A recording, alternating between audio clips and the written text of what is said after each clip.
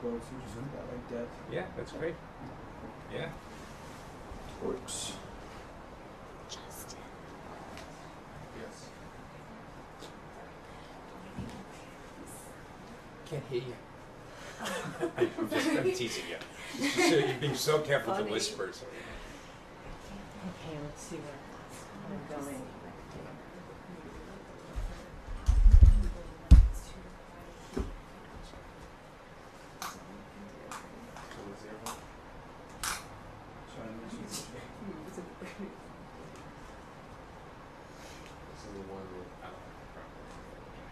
Yeah. Walk this over so that we get like, let's get a little bit more straight on. Amy? Oh, Just let me know when you frame on the phone. is she here? Just say hello. Sorry. Hey. It's been a while. Okay. Okay. Well, I guess we're not late. Hello. Beautiful. Wow. Am I clear here? Hi. Hi. I'm Leah. It is Leah. Leah. I've been emailing you. Oh, Leah. Yeah. So this is the Is that what you told Leah? I won't be. No. Just wherever. So I am exhausted. I can't speak for everyone. Oh yeah. I'll get out of the shot pretty soon. You look at me. We've been up forever.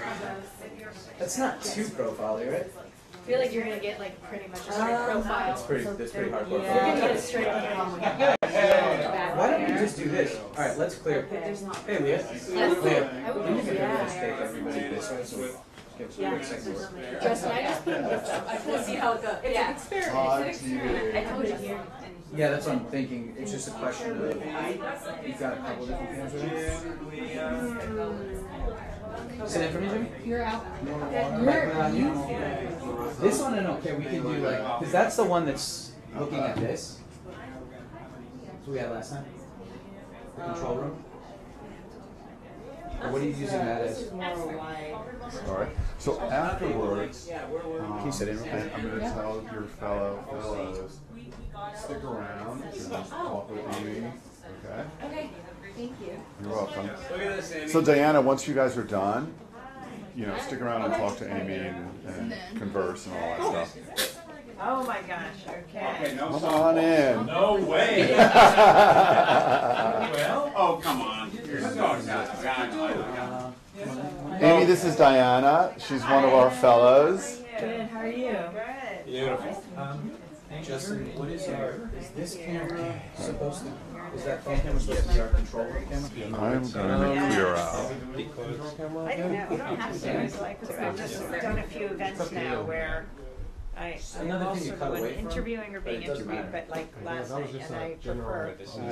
Yes. No matter. Oh, so whether or not you're interviewing. Yeah. That's fine. I mean, I don't know you're why. technical director, so you decide what you want. Preferences. So where is this going to? Sorry. YouTube. But I think this will provide a better. Oh my gosh. Am I in the way, Jimmy? I mean, you guys are the best at distribution. That's very good. Can you bump over? Wait, I have to say goodbye to Liv. And how long is it? It's 45 minutes. Okay, Yeah. let me say goodbye to Liv. Okay. We're just on this kind of road trip. Yeah. Get the single arm around, right? Okay, bye. Really hoping to get. Just pull up just a bit.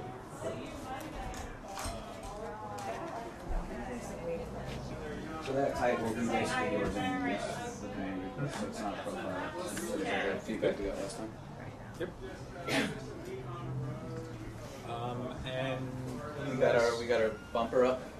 let us know. You guys let us know when you're ready to go. Amy's done about 400,000 of these. No. You're used to being interviewed. You're used to doing interviews.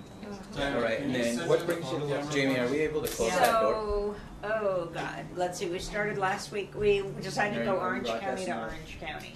Orange County, Florida, Panhandle, the whole that. Justin, can we make sure that To bumper's here, ready to but rock and roll? I spoke Make sure last that night, stay Soka tuned is ready to roll. University, which was, It's already up, perfect. it's a Japanese Buddhist university in Alicio Viejo. So, I think that's called Alicio Viejo.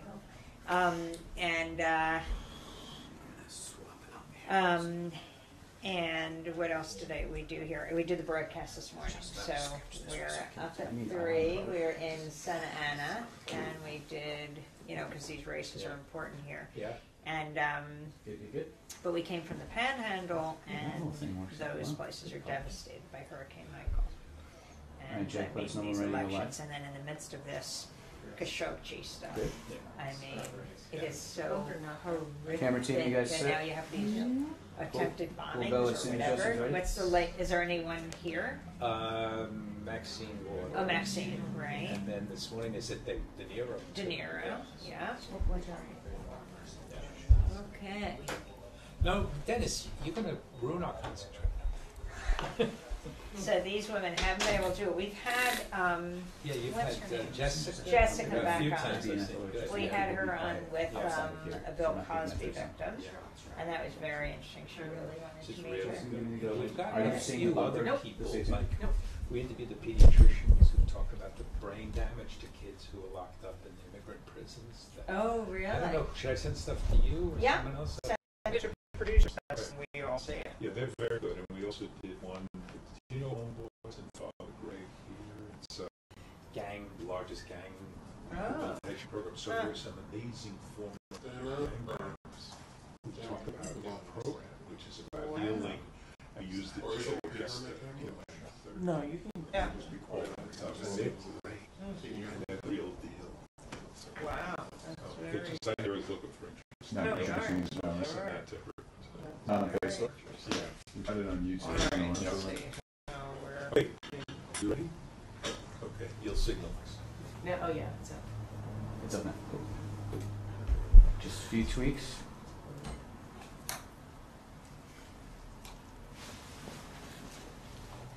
So going with our bumper, keep it with last time. Bumper like our intro like last time, Yeah. and bring it. Yes, a version of that. Perfect. Change it a little bit.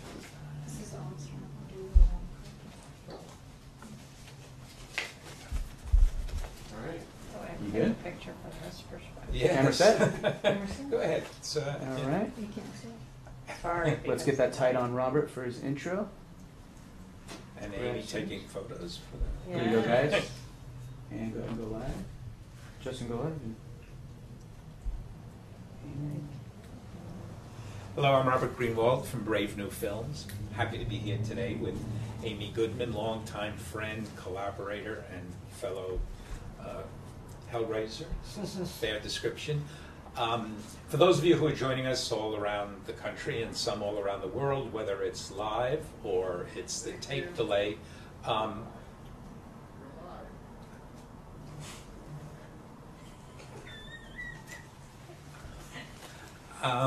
sorry, we had a little bit of a confusion here. The beauty of live. Yes, live is really live. So welcome everybody again. We're in our small broken down motel in Culver City, California, which has been converted into a Brave New Films studio. And we've been experimenting with the format a little bit, as I've been telling Amy. So today, as we did the other day, we're going to be on Facebook, YouTube, and sorry, I'm hearing voices. Okay. We good to keep going? Okay, it is definitely live. Sorry, everybody.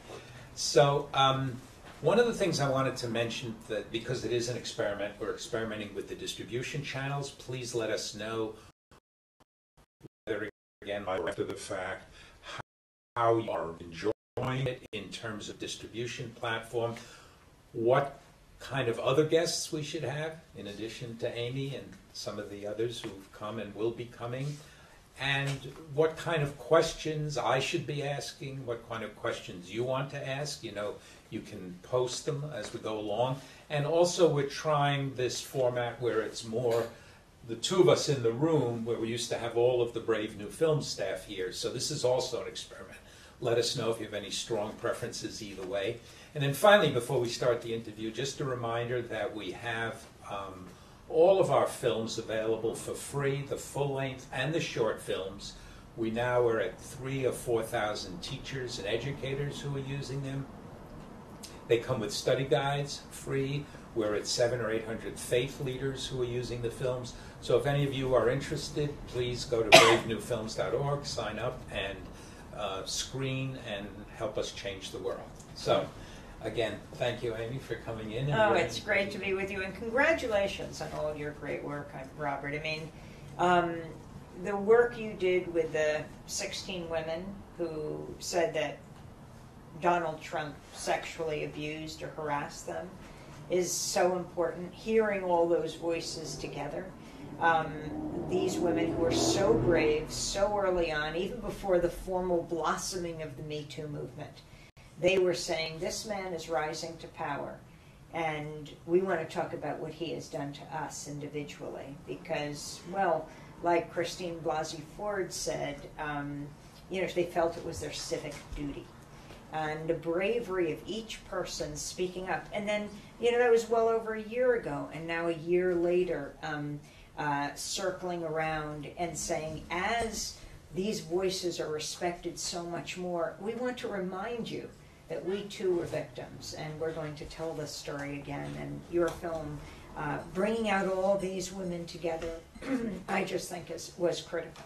Thank you. It was pretty amazing in working with them. It's what you said, and I think until you're doing it directly, the level of fear, again, it was a year ago, but how nervous and scared, and these were not people seeking fame or seeking attention, but they had had a horrific experience, and each one of them had great hesitation about speaking up, and thank you for using your incredible platform to give them further voices. So a couple of questions, since you do this day in and day out, I'm going to try to find some that maybe aren't the ones that get covered in the show, and also you're in this seat, not this seat. What's the best part of the job for you? What do you enjoy the most about it? I mean, working with my colleagues is such a privilege and an honor. Over these 22 years of Democracy Now!, we started on 9 stations, now on 1,400, but they are also individual stations, public television and radio, on the satellite TV networks, and we come to know it is a community of people in the United States and all over the world. People committed to independent information, precisely what really the President of the United States feels so threatened by, right? Continually attacking the media. I mean, right through to just last night in Wisconsin. I mean, the horror of what we are experiencing right now. You have these suspected pipe bombs that are sent to all these people, the Obamas, the Clintons, Robert De Niro, Maxine Waters from right here in Los Angeles, Eric Holder, the ex-attorney general, George Soros, the philanthropist, billion-dollar, liberal activist. One after another, they get these threatening devices. Thank goodness no one was hurt. But CNN also got one, and the police said, and the police said it was a live explosive device. And that was addressed to John Brennan, the former CIA chief at CNN. So Trump then, speaks at the White House, and he says we all have to come together. He doesn't name who it is that has been targeted. In fact, it looks like a Trump hit list. It's all the people he has viciously attacked for so long, the majority of them African American. And last night he goes to Wisconsin, and he immediately attacks the media. I mean, CNN had just gotten this pipe bomb, and he immediately attacks the media. The media must be protected because there's a reason he does this. It's the check and balance on his power. And part of his direct attack on the media has caused the media to find its backbone. I find that, you'll hear now the networks talking about the importance of independent media serving a democratic society. It sounds a little like Democracy Now! The media should always be holding those in power accountable. That hasn't always been the history of the corporate media, and I'm not just talking about Fox. Yes, if we had state media in the United States, how would it be any different than Fox? It wouldn't. But I used to say that about all of the networks. For example, with the Iraq War, and you also looked at this, it wasn't just Fox.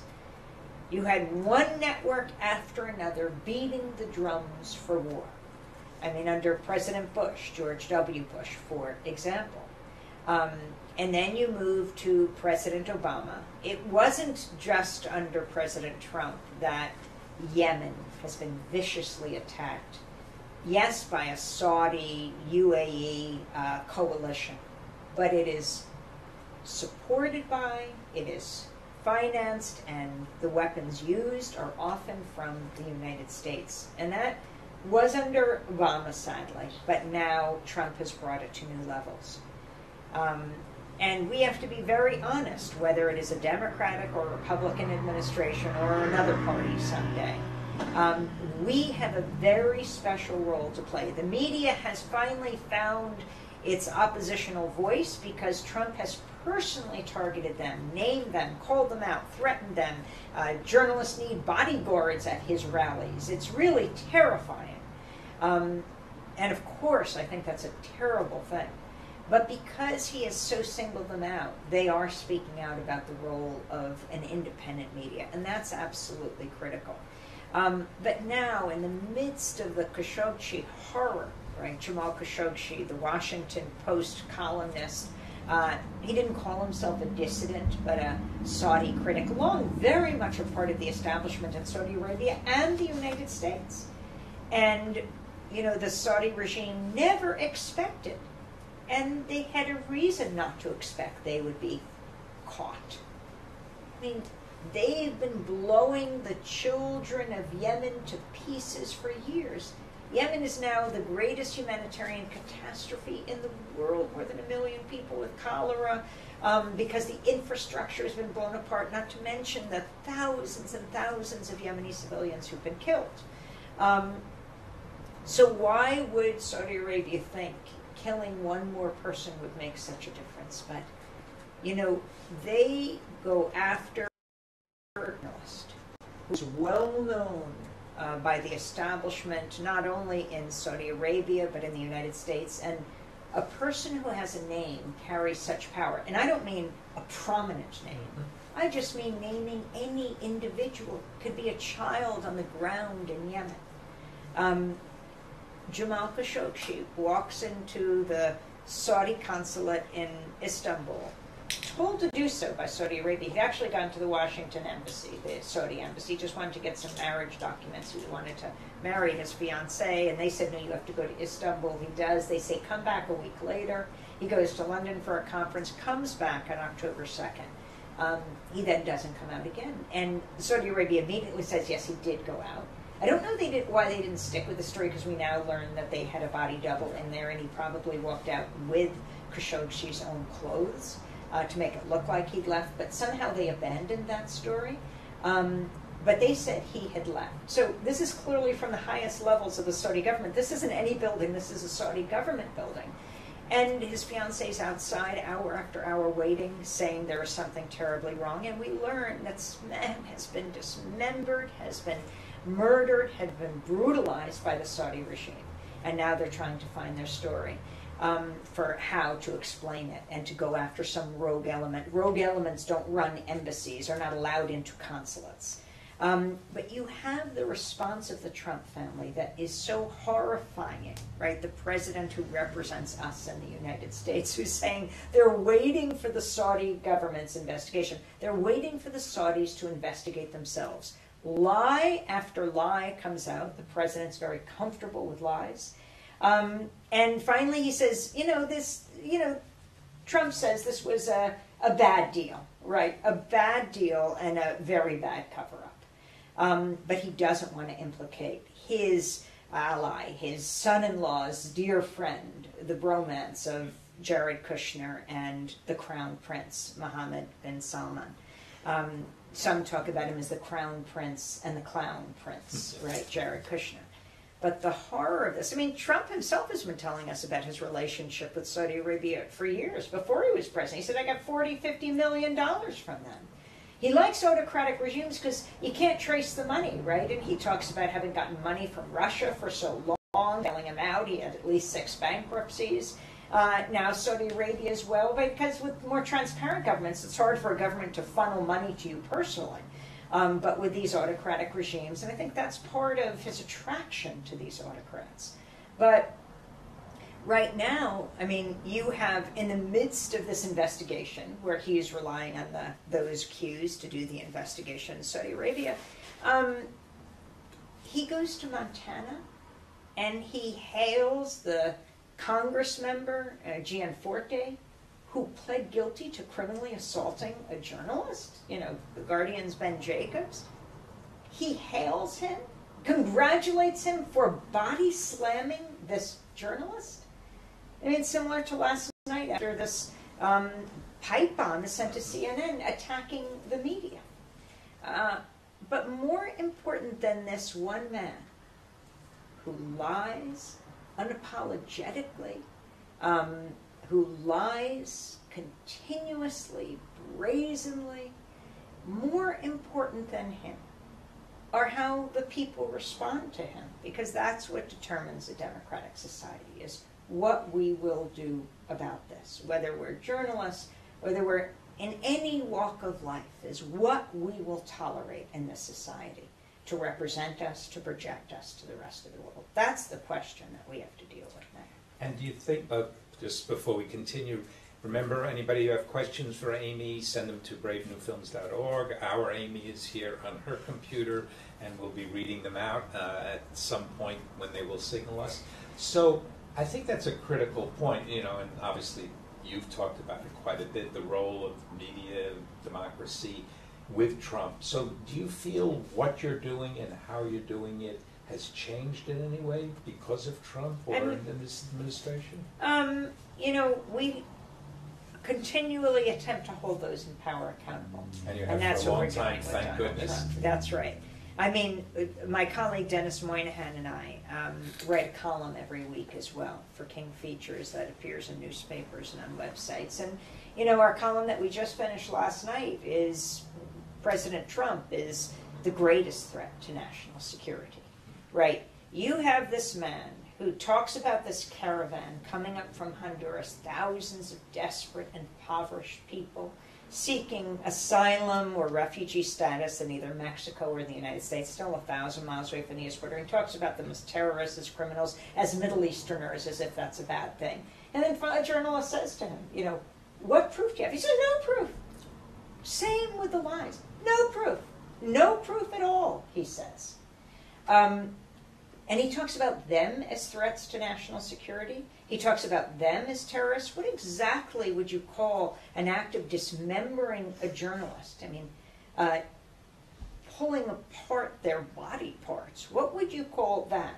Has he used the term terrorist to describe those who killed Khashoggi as a part of, as opposed to a bad deal?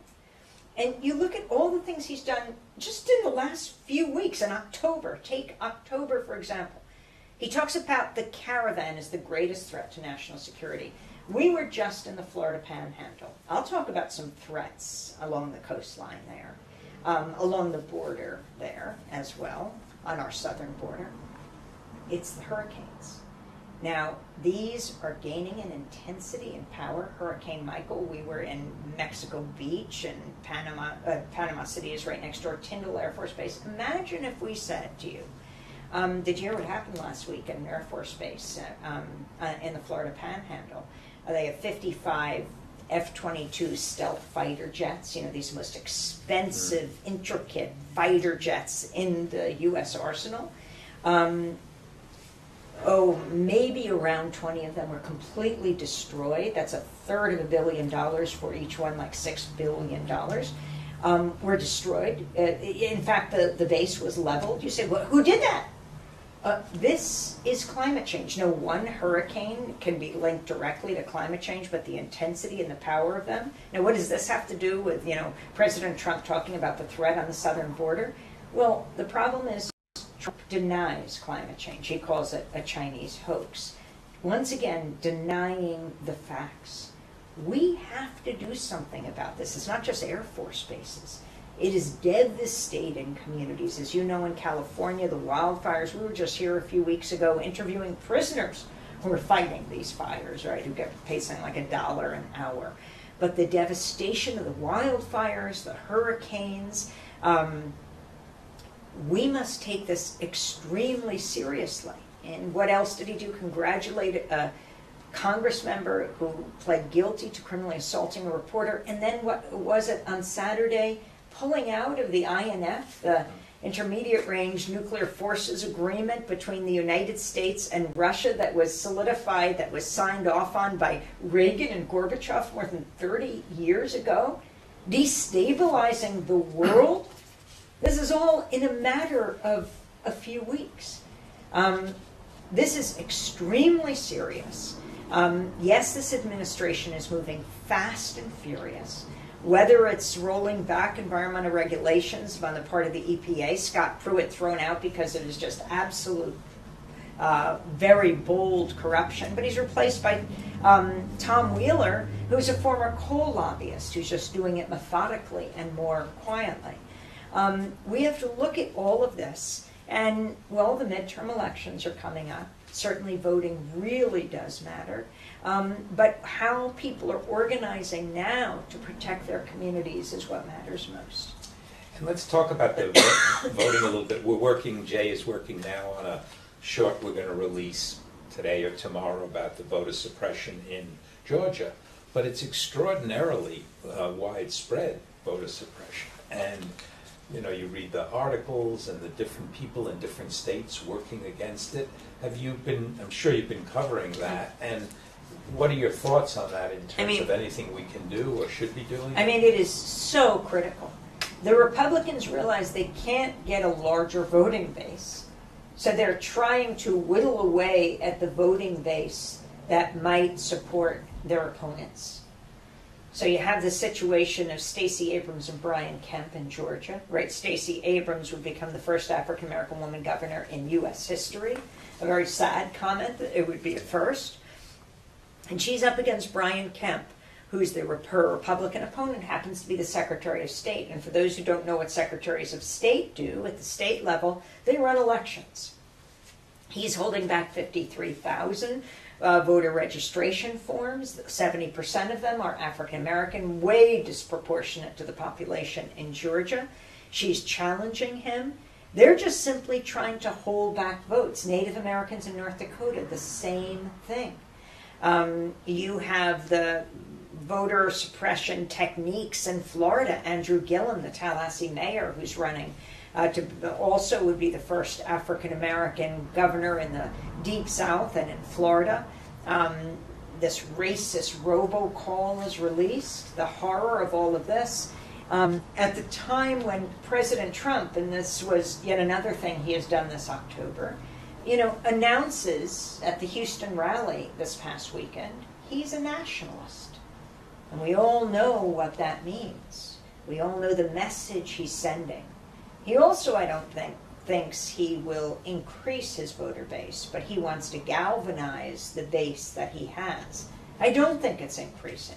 No, but it's getting them to turn out. I mean, that was the big surprise in this election, right? And that's the thing we all need to be concerned about, is the number of people who maybe agree with our worldview more or less, but are not voting. And sadly, and in many cases it's been true, don't think it will make a difference to their lives. So that seems to be a big part of the effort to organize and engage people. Mm-hmm. And it has to be challenged. This country is so much better than this at a time when people are coming together around so many issues. I don't think that those who care about war and peace and inequality and climate change, racial justice, gay, lesbian, queer rights in general, they're not a fringe minority. They're not a silent majority. They're the silenced majority, silenced by the corporate media, which is why we have to take the media back still. Yeah, and why what you're doing is so good. So remember, people, send questions in if you have them. So, Amy, we've talked about this over the years, but I think you may be, if not the one of the hardest working human beings I've ever met. I know you got up at 3 o'clock in the morning to do the show today. do you get tired? And what's the secret to the passion, the work ethic that you have, other than good parents? Yes, wonderful parents, but I mean, and wonderful colleagues who get up with me. Yes, when we're on the West Coast, we do the show at 8 in the morning, East Coast time, New York time, so that's 5 o'clock here. But the inspiration of so many people and, you know, groups like yours at Brave New Films who are just deeply committed to independent media. That is the hope.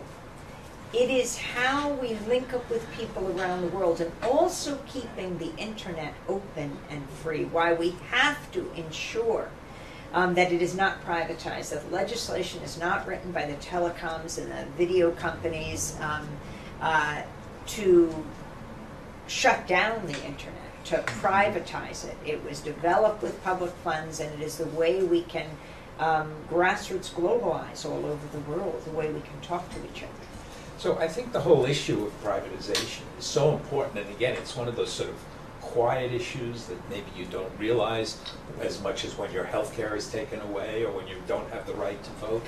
But talk about that a little bit, what you've seen over the years, the growth of privatization in different areas. I mean, in every different field. I mean, look, when Donald Trump was elected president, which corporation's stock skyrocketed? You have the private prison corporations, you have the weapons manufacturers. I mean, when Trump talks about not cracking down on the Saudi regime, he's doing this for the weapons manufacturers and perhaps for some... And he said that. I mean, that was the shocking thing. You know, right. It was blatant. Mm-hmm. I mean, you have Angela Merkel of Germany who says they're going to cut off those weapons sales that are going to destroy the country of Yemen. Certainly, she was... I mean, Canada didn't say that either. And certainly Donald Trump didn't. But, you know, nothing is a done deal with him. I mean, he shifts every day, and whether or not he did, what counts is what people demand. And people should never assume that their voices don't count. Well, I think, again, with independent media, that over the years and years, you've been able to make that clear, the importance. Now that, as you were saying before, it's ironic, but it's taken Trump, where you have reporters from the New York Times and other places sounding like you've been sounding for years about the real threat. So one of the debates ongoing, and I've never seen an answer to this, but so the caravan. He creates the whole idea of the caravan completely. I mean, there are people happening, but he turns it into the scare threat. And what are you seeing, excuse me, and how the corporate media or the traditional media is covering that versus how you're covering that, not to fall into the trap, in a way, that he's setting? I mean, he has a bit of a problem now because he talks about the terrorist threat and what could be more terroristic than what Saudi Arabia is doing. So we'll see where he goes with that. But, I mean, bringing out the voices of people along the way to show the U.S. connection to why people are leaving their countries. Whether we're talking about El Salvador, Honduras, Guatemala. You know, just in the last few weeks, the Pope Francis, announced that they are sanctifying, they are making a saint of Archbishop Romero, who was assassinated March 24th, 1980. His speech that he gave the day before he was assassinated. I mean, this is a time of total terror in El Salvador, the U.S. supporting the military and the paramilitary death squads, so many soldiers being trained at the School of the Americas at Fort Benning, Georgia, now called WINSEC, but very similar, something like the Western Hemispheric Institute for Security Cooperation, then School of the Americas, SOA. I think of this incredibly brave priest, who's been excommunicated for wanting women to be able to become priests, but Roy Bourgeois, who still lives right outside the gates of the School of the Americas, has led these protests outside the gates of Fort Benning for years. But the day before Archbishop Romero was assassinated, he gave a speech that was broadcast on radio throughout El Salvador. For those of you who have seen the Raul Julia film Romero, this incredible performance to bring to life Archbishop Romero. That speech he gave the day before he was assassinated, ordering, beseeching, urging Salvadoran soldiers to disobey their commanders, urging them to stop the repression, to put down their arms. That speech heard everywhere. And not only throughout El Salvador, the next day he's at a hospital chapel and he's gunned down. The architect of that assassination, Roberto D'Albison, well known as a U.S.-backed death squad leader, the head of the Arena Party. Father Roy Bourgeois took that speech of Archbishop Romero and that next year climbs into the trees at Fort Benning, Georgia, and he takes a boom box and he broadcasts Oscar Romero's speech in Spanish to the 525 Salvadoran soldiers that are training at the Army School of the Americas at Fort Benning. So Father Roy Bourgeois was arrested, he was convicted, and he served 1.5 years in jail for that action. But he continues to protest. And the reason I bring up that story is they protested for years outside the base. But in the last few years, they decided, rather than protest in front of the School of the Americas base at Fort Benning, they go to the U.S.-Mexico border. That's where they see the struggle and the connection. Because that repression of the 1980s, where the U.S. supported these right-wing military juntas in places like Guatemala and Salvador and Honduras, has led to what we see today in these places. I mean, you take what's happened in Honduras, the vast majority of the people in this caravan are from Honduras. So there was an election recently. The incumbent president supposedly won, Juan Orlando Hernandez, Joe, J-O-H. International organizations, international UN bodies said no. There was corruption. The people went out into the streets. They demanded a new election. They didn't get it.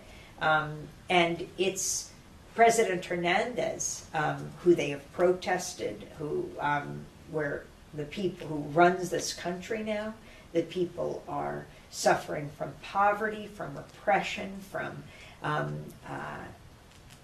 severe both economic and political repression, and they're trying to leave. We have to recognize, and the U.S. administration, particularly the Trump administration, supports them, and so they are fleeing north. We have to look at our connection to the repression, our connection to the reasons why people flee to us. The U.S. continually takes the money from these countries, but doesn't want the people to follow. Well, I think that's, again, what's so critical about what you do, and it's a little bit about what we do also, which is connecting the dots so that people understand systemically. So last question, and then we'll take questions that I think are piling up on Amy's computer right now. And I get asked this a lot, and I can never answer it. We'll see if you have a different answer.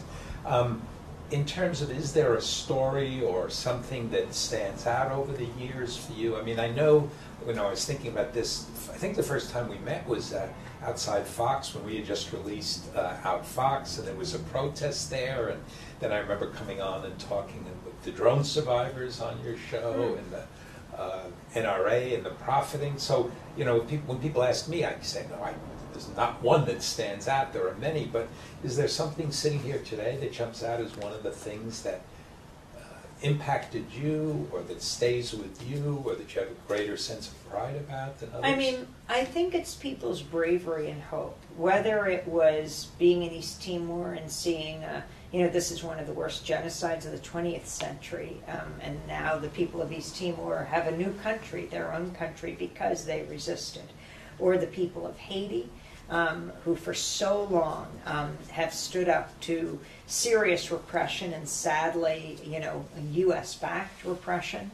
In the United States, the level of resistance we've been seeing in these last few years, you know, yes, Donald Trump is elected, not by a majority of the vote, but he wins according to the system we have because of the Electoral College.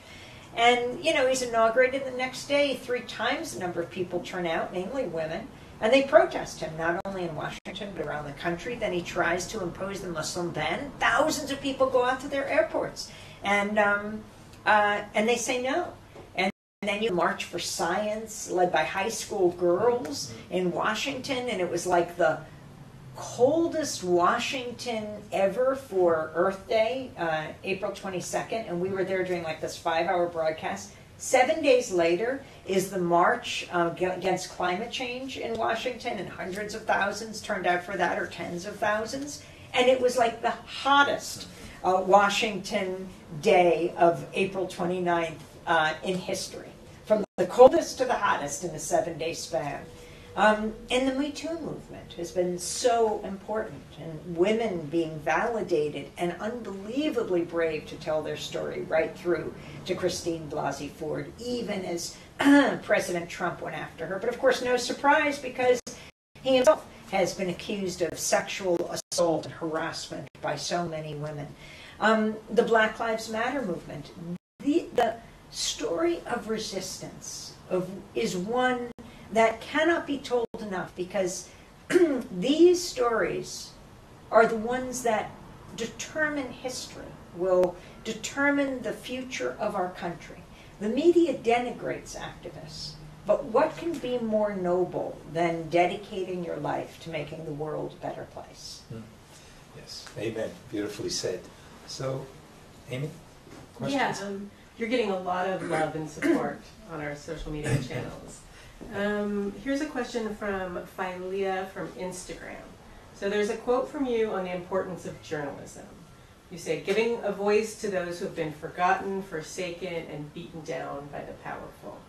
How do we best become that voice with limited resources or connections? And what is the best way to prepare or educate ourselves? I think people's voices have enormous power, and of course together it's even more powerful. But, Tarana Burke, well over a decade ago, begins the Me Too movement, coins that term, Me Too, before there were hashtags and everything. And then Alyssa Milano picks it up, like more than a decade later. She asks people, have you ever had an experience like this? She goes to sleep and she is just inundated, and they make this hashtag. This started with Tarana, and of course there are the women before her. But it is having faith in your truths and speaking out. And because we do have it where we can speak to each other, where people's voices can be equal, as long as we fight to keep it open and free. There is an amazing ability to talk to each other, and that has enormous power. And we need to build media institutions like Brave New Films, like Democracy Now!, to be able to provide a platform for those discussions. Not only discussions, but also debates about the most strategic way to ensure the future of. There is just one way. The corporate media is so polarized. They present the views of the Republicans, often not that much difference, but the majority of people are outside of that very narrow spectrum. And we have to bust open this discussion, this platform, so that so many other voices can be heard. Think about the standoff at Standing Rock. Indigenous people from all over the planet gathered together, native and non-native, saying no to pipeline politics. In that case, it was the Dakota Access Pipeline. Unbelievable struggle. It was the biggest unification of native tribes in decades in this country. Ultimately, although President Obama paused the construction, Donald Trump was elected and he green-lighted it, and it was built. But the strength it gave indigenous people, the power of those number of Native, and particularly Native women, who are running for office. We see it in the march in this country, continuing on pipeline politics and all over the world. I really see resistance as growing stronger. It may not be reflected in the in these multinational corporate networks, but it is reverberating everywhere. And yeah, you talk about platforms. So Winston on Facebook had a question specifically about Facebook. I'm wondering what your thoughts are about the recent Facebook purge of alternative media pages with hundreds of thousands of followers, and the dangers of Facebook appointing a committee to identify what they deem fake news. Oh, I mean, I think extremely serious. We're going to do more on this. But, I mean, let's not forget, Facebook is this private corporation. And it has become, I mean, it's as if all the highways of this country were run by private corporations and they determine who drives on them. There are some private highways, but overall, that's not what we accept here. But we cannot forget that we don't own Facebook at this point. And you have reports that are coming out where Facebook will hire,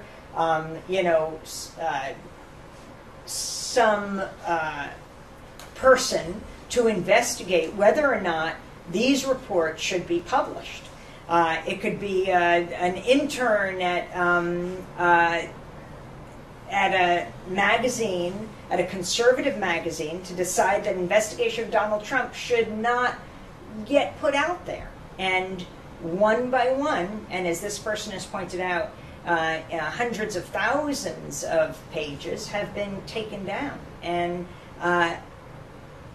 this only will change because of a collective voice saying, no, that's the power. And that has to be investigated even further, and we certainly will do that. A question from Twitter, from untitled.jpg. Aside from supporting and promoting independent journalism, do you think viewers can do much to demand more substantive coverage from mainstream corporate media? Yes. These networks rely on advertisers, and yes, you can bring great pressure, but you can also build your own media. And, we see the power of people speaking out for themselves. It's a much more decentralized system now, but it's also owned by a few corporations. We cannot forget that. We're reminded of that, for example, in these Facebook purges.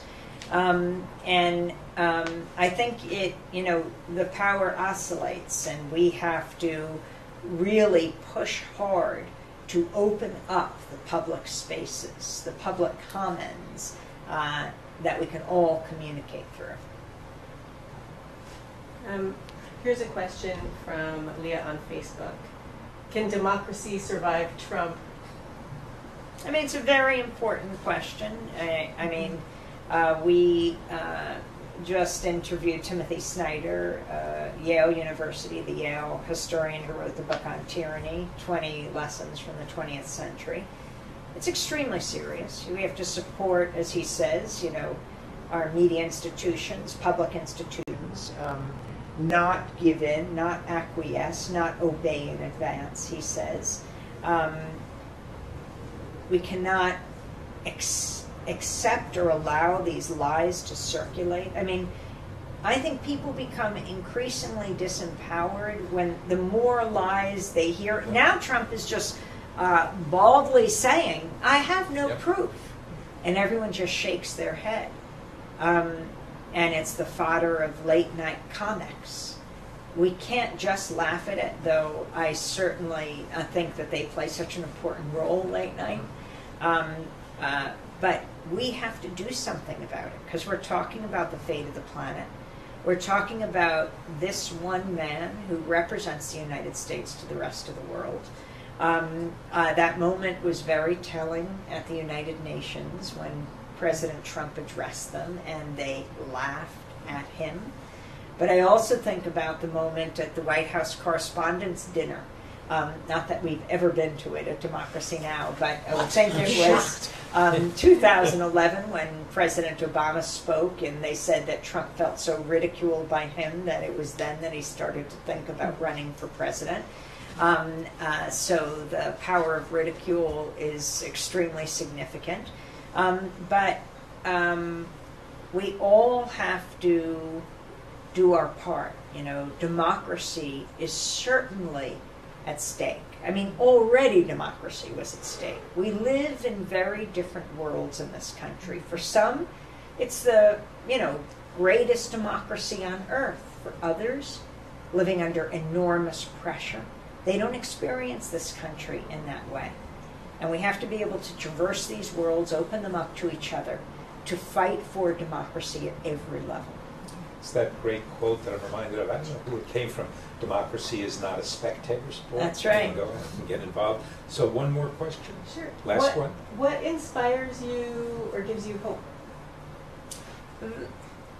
People organizing, the resistance, people bravely speaking out at great risk to themselves, and those that support each other. I mean, when you see Dr. Christine Blasey Ford speaking her truth, saying she felt she was doing her civic duty, and then thinking back to Anita Hill and all that she did to validate so many women, that's the victory.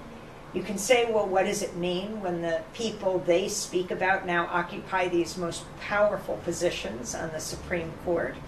But is the real story the justice is there, or the justice that they bring to people all over the world simply by bearing witness and sharing their experiences that make room for other people to do the same?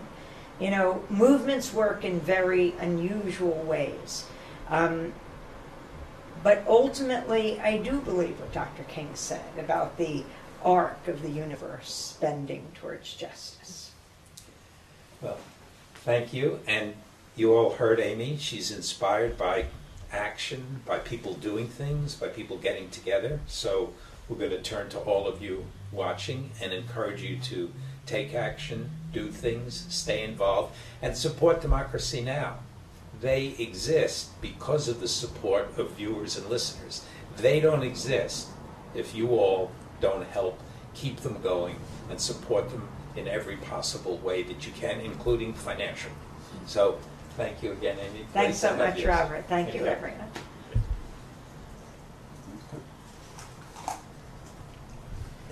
Thank you. Thank you.